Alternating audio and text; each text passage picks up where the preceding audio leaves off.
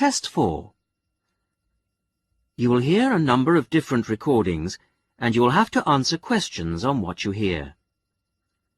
There will be time for you to read the instructions and questions, and you will have a chance to check your work. All the recordings will be played once only. The test is in 4 sections. Write all your answers in the listening question booklet. At the end of the test, you will be given 10 minutes to transfer your answers to an answer sheet. Now turn to Section 1.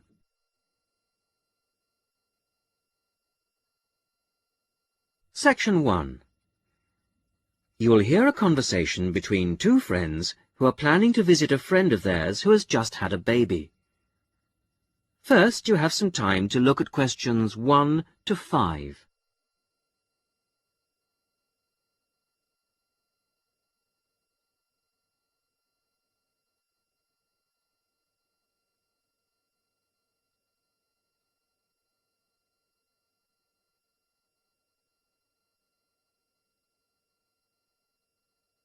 You will see that there is an example which has been done for you.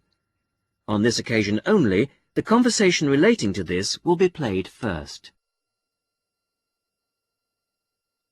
John, I've just had some good news. Susan has had her baby. Do you know when she had it? Yesterday, the 10th of August. Oh, my father was born on August the 10th. The baby was born on the 10th of August, so the 10th of August has been written on the form. Now we shall begin. You should answer the questions as you listen, because you will not hear the recording a second time. Listen carefully to the first part of the conversation and answer questions 1 to 5. John, I've just had some good news. Susan has had her baby. Do you know when she had it? Yesterday, the 10th of August. Oh, my father was born on August the 10th. Give me the details and I'll make a note for everyone at work. Okay. Well, was it a boy or a girl? It's a boy. And what are they going to call him? Tom. Tom Lightfoot. That sounds quite good, don't you think? Yes, that has quite a good ring to it. You know, he's quite a big baby. He weighed 4¼ kilos when he was born. Oh, that does sound big, 4¼ kilos. And he's long, too, 46 centimetres. Tall parents. He'll grow up to be over 2 meters, I'd say. With masses of black hair, curly black hair. You know, we should go and visit them in hospital. What about tomorrow afternoon at around 1 p.m? Yes, okay. Where should we meet? I could come and pick you up at your house if you like. Yes, that would be wonderful. My car is still off the road. Just refresh my memory. What's the address again? It's 15 Chesterfield Road, Paddington. It's next to the library, isn't it? Not exactly. It's next to a bank. The State Bank, actually. The library is opposite us on the corner. That's right. And there's a garage on the other street corner. I remember now. So you'll pick me up at 1:45, and we'll be there at 1 easily. Before you hear the rest of the conversation, you have some time to look at questions 6 to 10.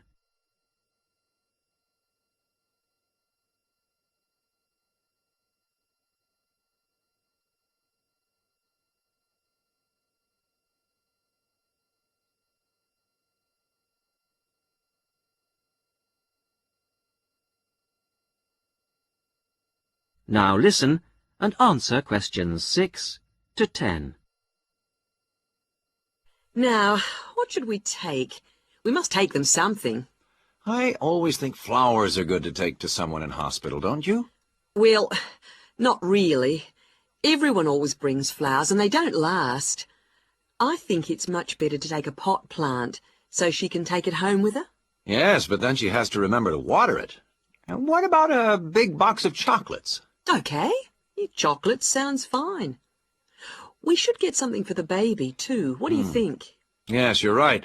What do you think of something like baby shampoo or talcum powder? Or we could get a little hat or something like that. We don't know the size or the right color, do we?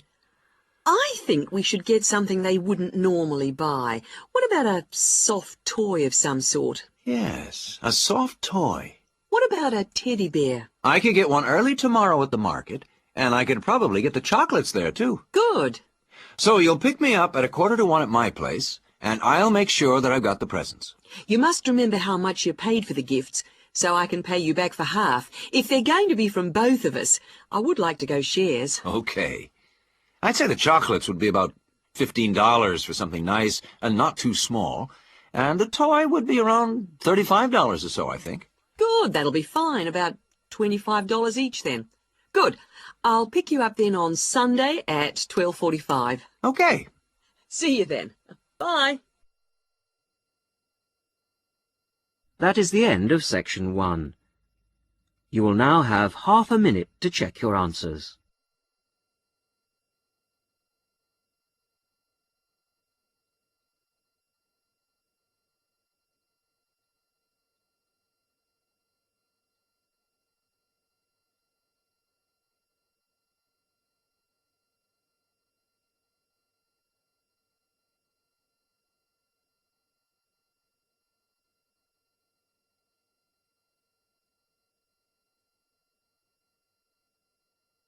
Now turn to section 2.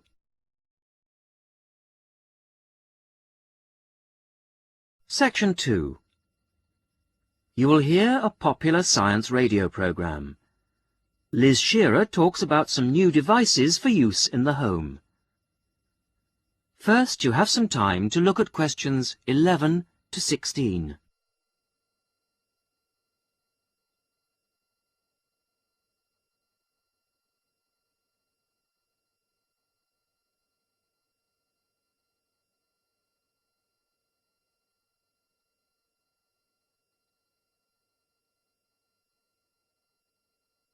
Now listen carefully to the radio program and answer questions 11 to 16. Good evening.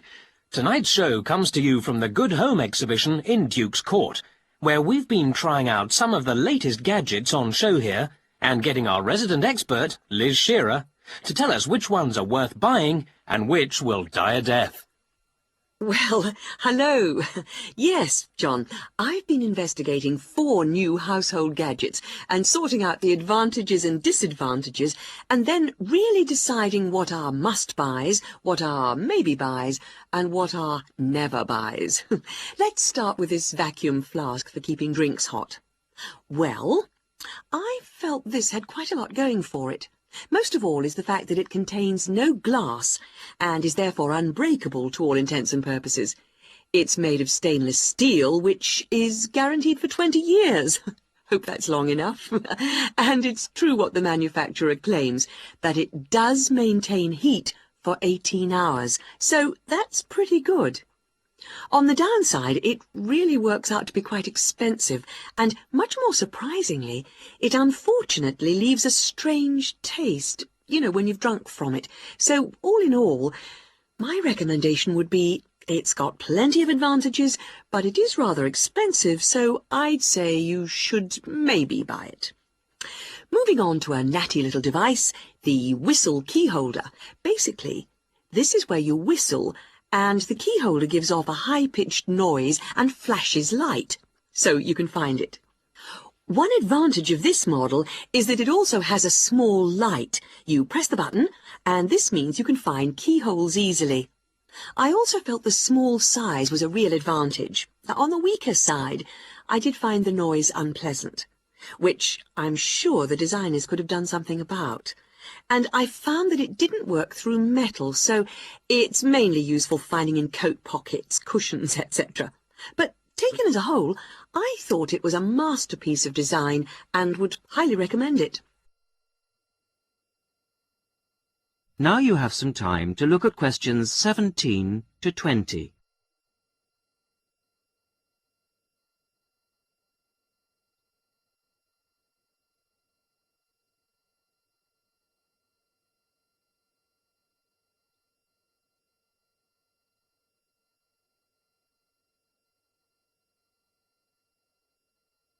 Now listen and answer questions 17 to 20.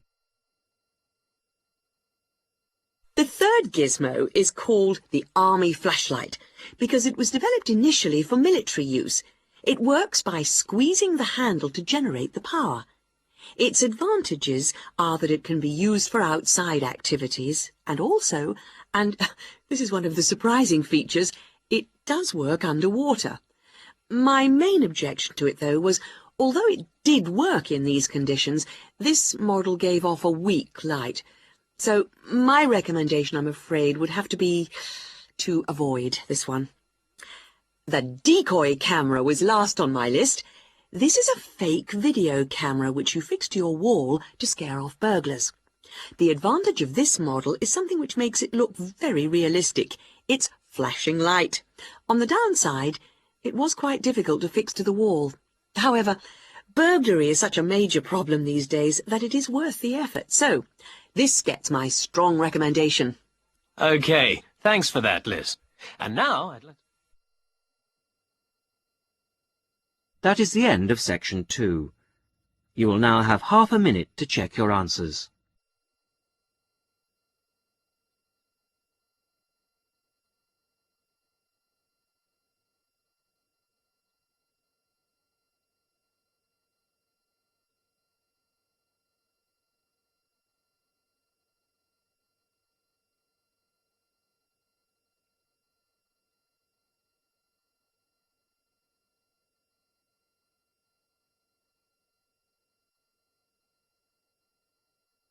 Now turn to section 3.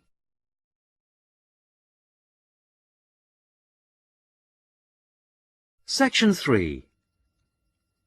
Listen to a female student, Amina, talking to her tutor, Dr. Bryson, about her project on local history.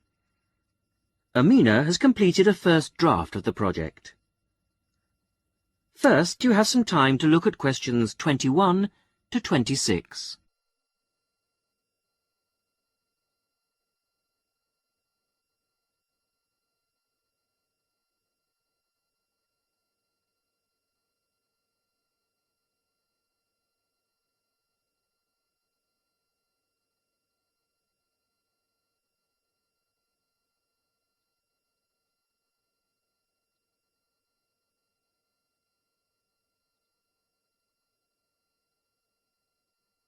Now listen carefully to the first part of the discussion and answer questions 21 to 26. Well, Amina, thanks for letting me have your draft in such good time. Oh, that's all right. I was just very anxious to hear what you think of it. You can see that I decided to change the topic. I had been interested in looking at Bering's factory. Oh, I think the hospital was a much better choice. In fact, well, I have to say that I thought it was good. Oh. There's still lots of work to be done. Oh, yes, of course. But there's plenty of good ideas. It opens well, and the first chapter is fine, but the middle section really stood out for me. Most interesting. That's amazing, because I really didn't find it a bit easy to write. How long did you work on the whole thing? Well, I spent about 2 or 3 weeks reading and doing general research, and then I dashed the writing off very quickly. So about 4 weeks in all. Well, that's about par for the course. You've got a while yet to make the changes. Oh, right. No problem. Right. Let's have a look at my notes here. Okay, starting with section headings. The broad divisions are good, but you'll have to redo the actual headings. I've made some suggestions in the margins. Okay, thanks. Now, this information on local housing. I can see why you put it there, but it really isn't relevant to the approach you've taken. I think I see what you mean. Now, what did I say about the interviews? Oh, I worked very hard on those. I really thought they were valuable. Oh, they are, Amina, but they're very complex and rather unclear at the moment. You're going to have to spend a bit of time making the data a lot clearer. Okay, as long as I don't have to remove them altogether. No, don't worry.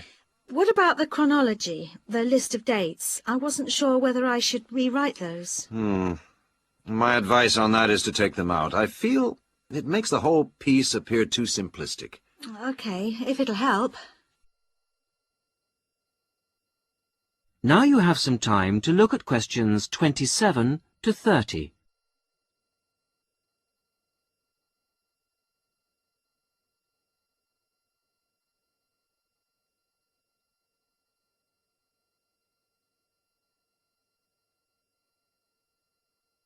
Now listen to the rest of the discussion and answer questions 27 to 30.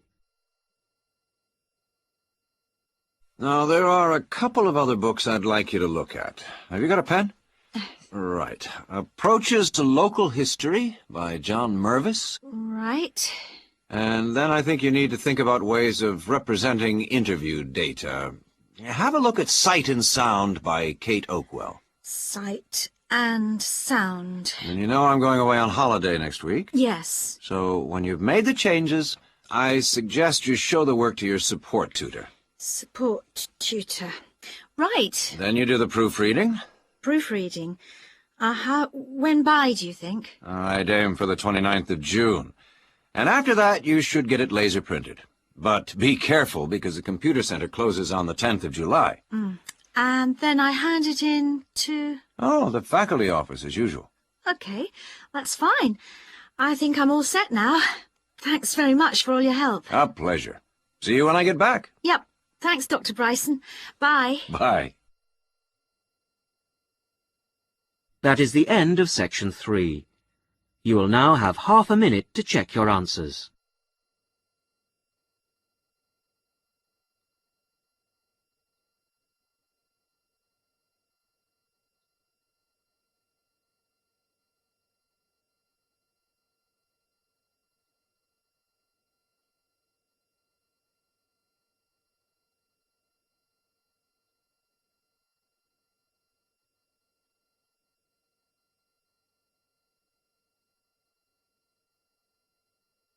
Now turn to section 4.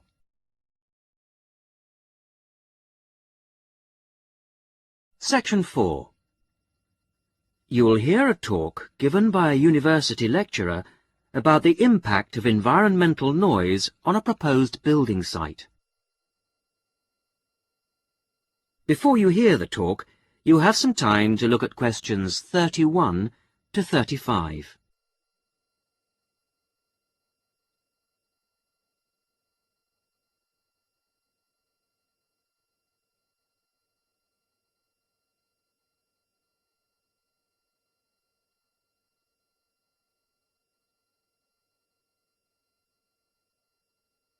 Now listen carefully to the first part of the talk and answer questions 31 to 35. Good afternoon. I'm Paula Bundle, and I am giving you the lectures on environmental noise this term. Today, we're going to look into the effects of noise on a planned housing estate in a particularly difficult part of the new Manchester Park area. This site is not as bad as some I have researched in the past. The Blacktown Airport is closed from 6 p.m. to 7 a.m, and this is a great advantage to the site. The only noise after dark is from the highway, and the traffic is somewhat reduced between 7:30 p.m. and 5:30 a.m. So the people most affected by the noise will be, I expect, housewives. By the time most of the students and workers have arrived back home in the evening during the week, the noise will have abated to a fairly large extent. The weekends are still a problem, of course, but the traffic is certainly reduced on Saturdays to a large extent, and even more so on Sundays. Of course, modifications to houses will be necessary at a site like this, and they come at a significant cost to the developer and home buyer. The modifications I'm about to outline will add about $25,000 to the price of a newly built house. That will still mean a cheaper house than in a less noisy and more desirable area. A bit of background would not go astray. I understand that you are all familiar with the proposed development site at Manchester Park. It's a particularly difficult one in terms of noise, with the highway along the eastern perimeter and the Blacktown Airport not 3 kilometres away to the north. Of course, those nearest the highway will be the worst hit, with heavy traffic noise as well as the noise from the light planes overhead. As you all know, the normal noise threshold for private housing is 55 decibels. At this site, the levels have been recorded as high as 67 decibels. Before the talk continues, you have some time to look at questions 36 to 40.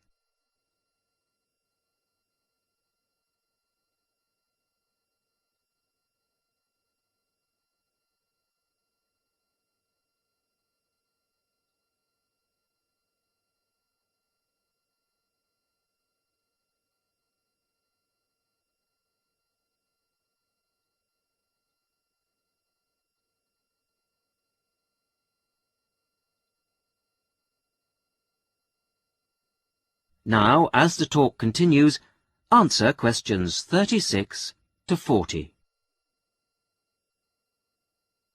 The construction of the houses has to be somewhat modified from houses in most areas. In the houses on the highway and in the noisiest areas of this site, there will be a need for specialised double glazing, and special acoustic seals will have to be fitted to the doors. All exterior doors in this especially noisy pocket will have to be solid core wood doors with hinges. Every house built on this site, not just those adjacent to the highway or nearest to the airport, will require high-density insulation materials in the roof. Not only will all the roofs need insulating, the exterior walls will be required to be double brick. All ceilings will require double-thickness plasterboard to be used in the construction. In the noisiest areas, mechanical ventilation will have to be installed in the exterior walls. In those areas with sealed windows, it will be necessary to fit fans with absorbers to cut out the noise in those particular houses. Air conditioning units could also be fitted in the ceilings of such houses, but this is substantially more expensive than fans and may not be needed on this site. Coming back now to the double glazing I mentioned before, specialised double glazing requires a larger air gap between the inner and outer glass than normal double glazing. The gap must be at least 7 centimetres. The thickness of the glass is also a factor, 8 millimetres on the outside and 6 on the inside pane. It's essential that the glass be thicker on the outside than on the inside, and that the gap between the panes of glass be a minimum of 7 centimetres. Obviously, the noise factor will have to be taken into consideration with the layout of the houses. Living areas will have to be designed at the back of the houses, away from the highway. Bedrooms and living rooms will have to be built towards the back. And for those houses closest to the highway, 2 layers of plasterboard will be needed for the interior bedroom walls. Those rooms constructed at the front of the houses should be garages, laundries, kitchens, bathrooms and dining rooms. I have come to the conclusion that this development should go ahead, but with various acoustic modifications according to the position of the block in relation to the highway and intersection. That is the end of section 4. You will now have half a minute to check your answers.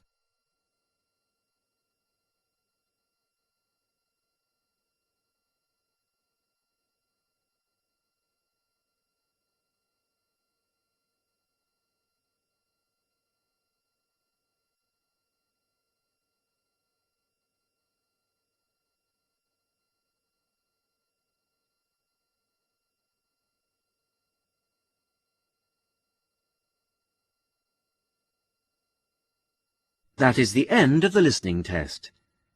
In the IELTS test, you would now have 10 minutes to transfer your answers to the listening answer sheet.